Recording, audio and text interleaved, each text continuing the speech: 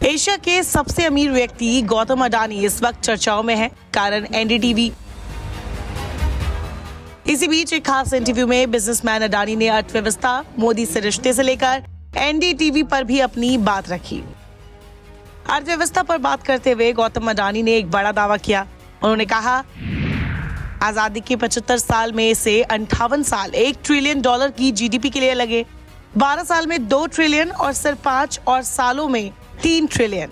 लेकिन अब हम जिस तेजी से बढ़ रहे हैं, अगले दशक में हर 12 से 18 महीनों में हम जीडीपी में $1 ट्रिलियन जोड़ेंगे। 2050 तक भारत $30 ट्रिलियन की अर्थव्यवस्था बन जाएगा।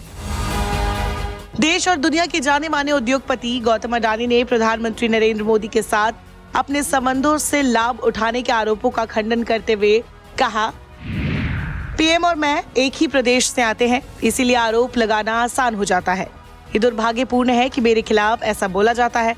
हमारी सफलता किसी एक की वजह से नहीं, पर 3 दशकों में कई सरकारों की नीति बदलाव की वजह से है। अडानी ने साफ किया कि उनके व्यापारिक साम्राज्य के विकास को किसी एक राजनीतिक नेता से नहीं जोड़ा जा सकता है। उन्होंने कहा कि अडानी समूह की यात्रा 3 दशक से भी पहले शुरू हुई थी, तब कांग्रेस के राजीव गांधी प्रधानमंत्री थे। अडानी ने यहाँ राजीव गांधी की एग्जिम पॉलिसी का भी जिक्र किया और कहा कि इससे उनके एक्सपोर्ट हाउस को बढ़ावा मिला। अडानी ने 1991 में नरसिम्हा राव और मनमोहन सिंह सरकार के आर्थिक सुधारों का भी जिक्र किया। अडानी ने 1995 का भी जिक्र किया, जब केशुभाई पटेल गुजरात के सीएम बने। तब तक सिर्फ मुंबई से दिल्ली का NH8 ही डेवलप हुआ था। पॉलिसी के बदलाव से मुंद्रा पर पहला पोर्ट बनाने का मौका मिला। कई एक्सपर्ट्स दावा कर रहे हैं कि साल 2023 में ग्लोबल मंदी आएगी। इसे लेकर अडानी के अलग विचार है। उन्होंने कहा, मैं बहुत आशावादी हूँ और कभी उम्मीद नहीं छोड़ता हूँ। पहले भी 2008 में बहुत सारे लोगों ने मंदी के दौरान भारत में आर्थिक संकट की बात कही थी, पर भारत ने इसे गलत साबित किया।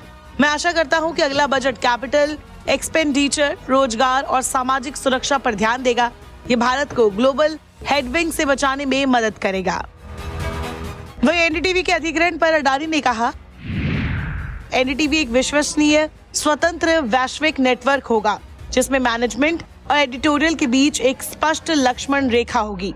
आप अंतहीन बहस कर सकते हैं और मैं जो कह रहा हूं उससे एक एक शब्द की व्याख्या कर सकता हूं, जैसा कि बहुत से लोगों ने किया है।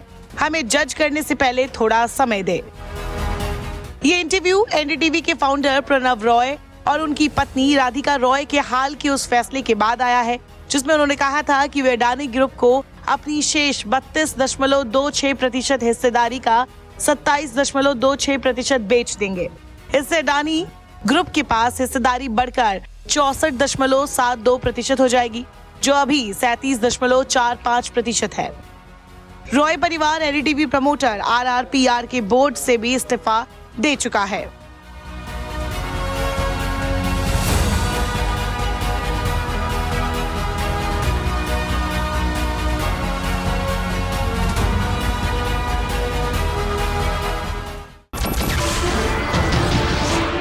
नमस्कार, मैं हूं मानक गुप्ता। अगर आपको हमारा ये वीडियो पसंद आया हो तो इसे लाइक और शेयर जरूर करें, और हाँ, हमें सब्सक्राइब और फॉलो करना ना भूलें, ताकि आप देश और दुनिया की कोई खबर मिस ना करें। तो जुड़े रहिए हमारे साथ और देखते रहिए News 24।